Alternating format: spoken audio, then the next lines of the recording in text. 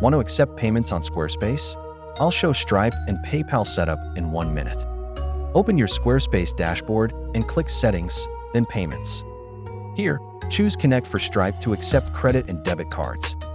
Click Connect Stripe, sign in to your Stripe account, and authorize access. Confirm business details, add a bank account, and enable card payments. Back in Squarespace, toggle on PayPal and paste your PayPal merchant email. Sign into PayPal Business, verify your account, and confirm API access. Enable test transactions in Squarespace or Stripe Sandbox to verify checkout flow. Run a quick live test purchase to ensure payments complete and receipts sent. If a payment fails, check API keys, webhook settings, and currency mismatches.